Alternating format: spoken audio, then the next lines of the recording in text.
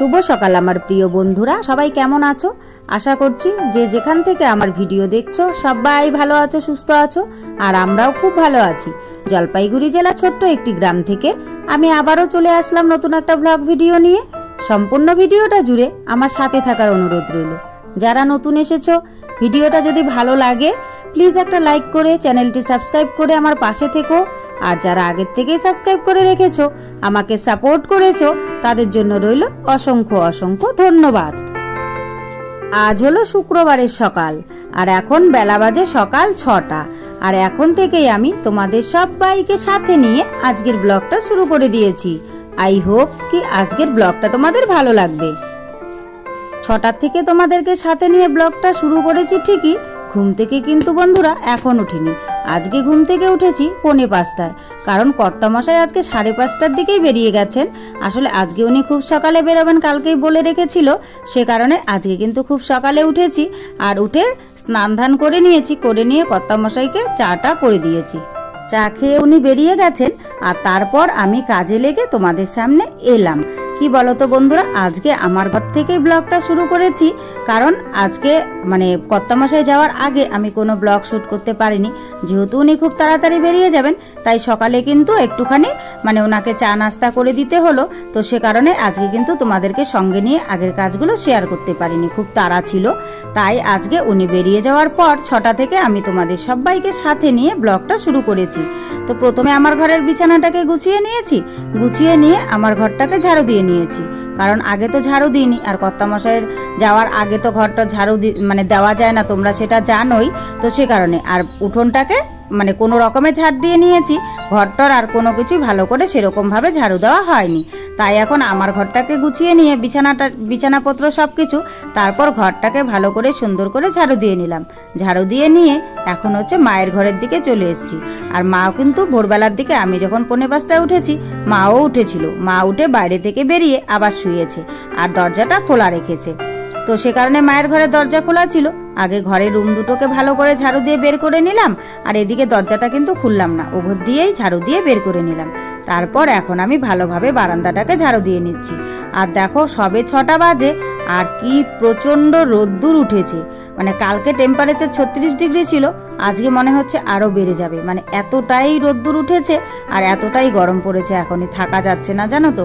কিন্তু কি করা যাবে বলো, গরমের দিন গরম তো পড়বে, এটাই স্বাভাবিক।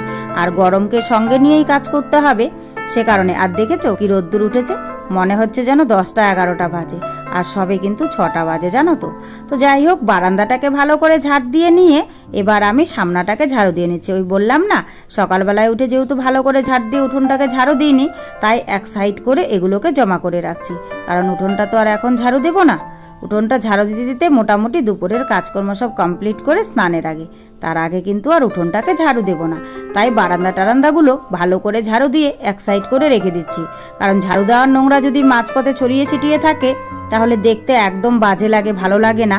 আর ওভাবে নাকি রাখতেও নেই, মা বলে। তো সে কারণেই কিন্তু এক সাইড করে সুন্দর করে রেখে দিলাম। তো ঝাড়ু দেওয়া কমপ্লিট করে নিয়ে যেহেতু রোদ উঠে গেছে, তাই আম কটা ভালো করে শুকিয়ে নিচ্ছি। আর আমি ভালো করে শুকিয়ে আচারটা দেবো, তাহলে আচারটা অনেক দিন থাকে, সে কারণে ভালো করে একটু শুকিয়ে নিচ্ছি। আর আম কটা রোদ্দুরে দিয়ে দিলাম, আর সাথে হচ্ছে লঙ্কা কটাও রোদ্দুরে দিয়ে দিলাম। এবার হচ্ছে একটু জল রোদ্দুরে দিয়ে দিচ্ছি, কারণ মা যেহেতু এই রোদ্দুরে দেওয়া জলে স্নান করে, কারণ মায়ের কোমরে প্রচণ্ড ব্যথা, আর দুদিন ঠান্ডা জলে স্নান করেছে, ব্যথা আরও বেড়ে গেছে, জানো তো। তো এগুলো সব ঝাড়ু দেওয়া কমপ্লিট করে রোদ্দুরে দেওয়ার কাজটাও কমপ্লিট করে নিয়ে এবার চায়ের বাসনগুলোকে আমি বাইরে বের করে রাখলাম। বের করে রেখে ঘরে যে কালকে রাতের মাজা এঁঠো বাসনগুলোকে ধুয়ে শুকোতে দিয়ে দিয়েছিলাম, সেগুলোকে হচ্ছে গুছিয়ে রাখছি। আর এই ছোট্ট হাঁড়িটা দেখতে পাচ্ছ, কালকে কিন্তু রাতের বেলা এই ছোট্ট হাঁড়িটাতে ভাত রান্না করেছিলাম, কারণ কিছুটা ভাত ছিল। আর বড় হাঁড়িতে রান্না করে কি হবে, অল্প একটু ভাতের প্রয়োজন, শুধুমাত্র কর্তামশাইয়ের জন্য একটুখানি চাল ওই ছোট হাঁড়িতে রান্না করেছিলাম। তাই কিন্তু ছোট হাঁড়িটা কালকে রাতেই মেজে নিয়েছি, জানো তো। কারণ যেহেতু আজকে শুক্রবার, তো হচ্ছে কালকের এঁঠোটা আবার আজকে থাকবে, কালকে রাতেই পরিষ্কার পরিচ্ছন্ন করে রাখি, কারণ সকাল সকাল কর্তামশাই বেরিয়ে যান, সকাল সকাল পরিষ্কার করে ওনাকে চা বানিয়ে দেওয়ার সময় হয় না, সে কারণে রাতের বেলায় মেজে রেখেছিলাম। তো সব বাসন গুছিয়ে এবার হচ্ছে আমি, আর যেহেতু রান্না বান্না করব, এখন বেলা কিন্তু অনেকটাই হয়ে গেছে, তো সে কারণে হচ্ছে বালতির যে জলটা ছিল এটা কিন্তু ভালো জল, এটাকে কালকে রাতে এঁঠো করা হয়নি। এই জলটা ভাতের হাঁড়িতে ঢেলে রাখছি, আর এই বালতিটা জল এলে পরে ভরে নিয়ে আসবো। সরি, জল এসে গেছে, জল হচ্ছে গামলাতে করে ভরছে। তো বালতিটা যেহেতু ভরে নিয়ে আসবো তাই বালতিটাকে খালি করলাম, আর এই জলটাকে আর ফেললাম না, যেহেতু জলটা ভালো। তো ঢাকনা দিয়ে রেখে মগের মধ্যেও কিছুটা জল রেখেছি এখন উপরে। আর সকালবেলায় চা করতে গেছিলাম, তো হচ্ছে একটুখানি চিনি ছিল, ওইটুকু দিয়ে চা করেছি। আর সেদিন তো তোমরা দেখেইছিলে কর্তামশাই চিনি এনেছিল, ওটাকে আলাদা করে রেখেছিলাম, ঢালার আর সময় পাইনি, তাই এখন চিনিগুলোকে ঢেলে নিচ্ছি। আর সম্পূর্ণ চিনি কিন্তু আমি চা করার মানে বয়ামটা যেটা সবসময় ইউজ করি সেটাতে ঢালিনি, কারণ হচ্ছে এঁঠো হয়ে যায়, এই জন্য কিছুটা আলাদা রাখলাম আর এটা সামনে রাখলাম সবসময় ইউজের জন্য। আর দেখো চিনির বয়ামে দুটো চকলেট ছিল, ওটা আমি চিনিটা ঢালতে গিয়ে দেখলাম, সেদিন যে এনে রেখেছি সেদিন কিন্তু আর দেখতে পাইনি।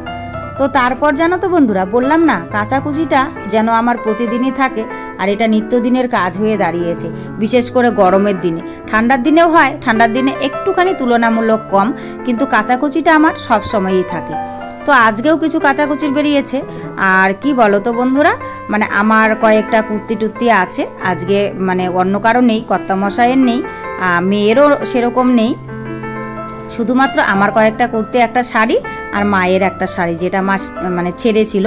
আজকে তো শুক্রবার, আমরা নিরামিষ খাই, তাই সকালবেলায় কেউ আমরা বাসি কাপড় গায়ে রাখি না, মানে স্নানটা না করলেও বাসি কাপড় ছেড়ে নিই। আর আমি তো স্নানটাই করে নিয়েছি, আর নাইটিটা রেখে দিয়েছিলাম, বাথরুমে স্নান করেছি, নাইটিটা রেখে দিয়েছি, কারণ একটু সার্ফ দিয়ে কেচে দেবো।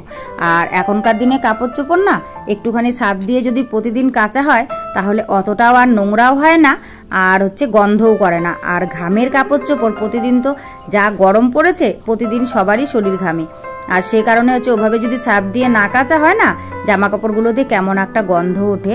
তো সে কারণেই আমি চেষ্টা করি প্রতিটা কাপড়ই সার্ফ দিয়ে কাচার।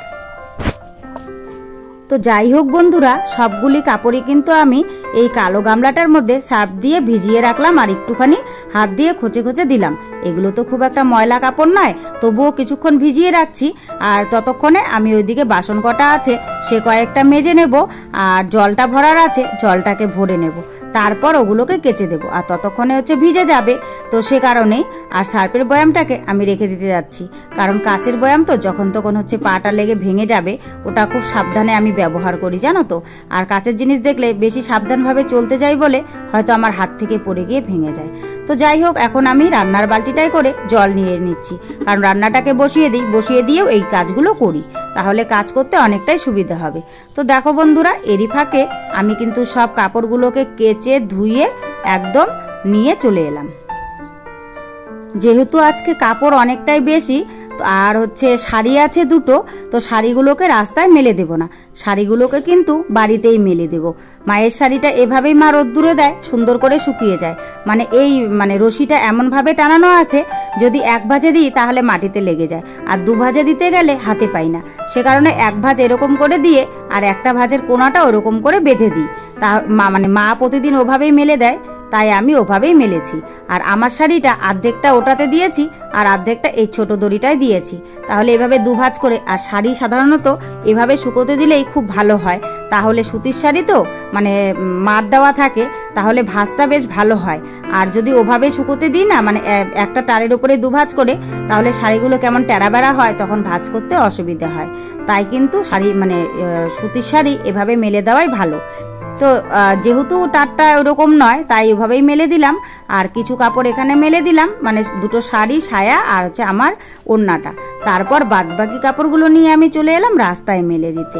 আর রাস্তায় এগুলো মেলে দিচ্ছি, আর রোদের দেখো কি তেজ, দেখেছো? মানে রোদের তেজ দেখে আমারই ভয় লাগছে জানো তো, কিন্তু কিছু করার নেই, গরমের দিনে রোদ তো পড়বেই।